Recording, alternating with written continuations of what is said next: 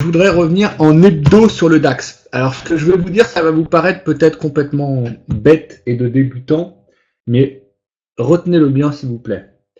Le DAX en hebdo, il fait ce qu'on appelle des cycles qui durent entre 3 et 4 mois, d'accord? Parfois jusqu'à 6 mois, mais souvent entre 3 et 4 mois. Simplement, je vais vous expliquer pourquoi c'est important. Le DAX, je peux le prendre sur n'importe quelle période, comme je vous disais, il fait des cycles. Ce qu'on appelle des cycles, c'est voilà, il fait des phases au plus court qui durent 2 mois, mais souvent 3 mois, d'accord? Parfois, on a un cycle qui dure 5-6 mois, comme là, c'est très rare, mais en moyenne, il fait des cycles de 3 mois. Ah, il me dit, c'est bien beau, Ron, mais pourquoi il me dit cette connerie?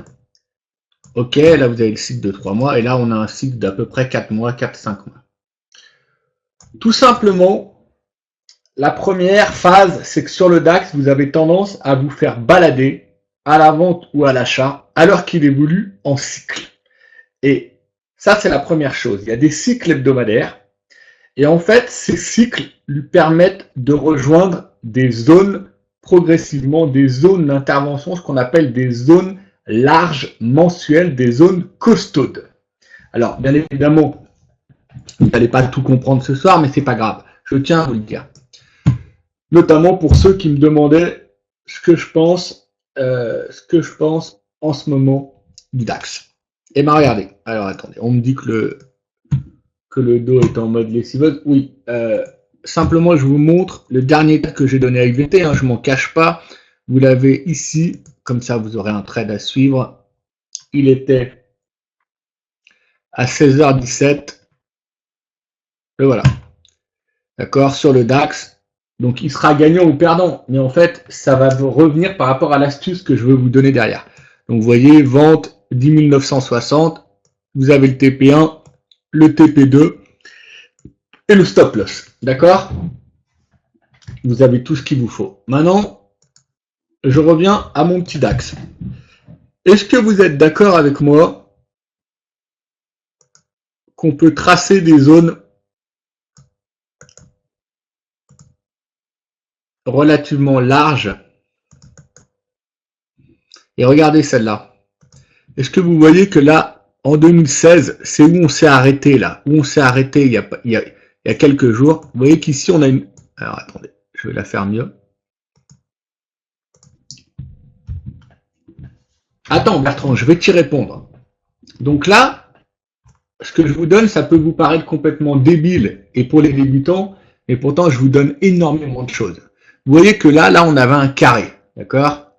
Et bien, en fait, ce carré, ça correspond à une zone. Là. Et ensuite, vous en avez une autre ici.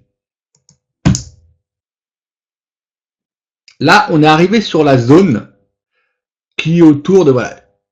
C'est une zone mensuelle. Donc après, ça sera à vous de déterminer, bien évidemment, ce qu'on appelle des méthodes d'intervention sur ces zones, etc., etc. Mais là, tout ce que je peux vous dire, c'est que la zone, et vous pouvez le noter, la zone 10.003, 10.006, cette zone-là, la zone 10.003, 10.006, elle va faire office de support un certain temps, d'accord?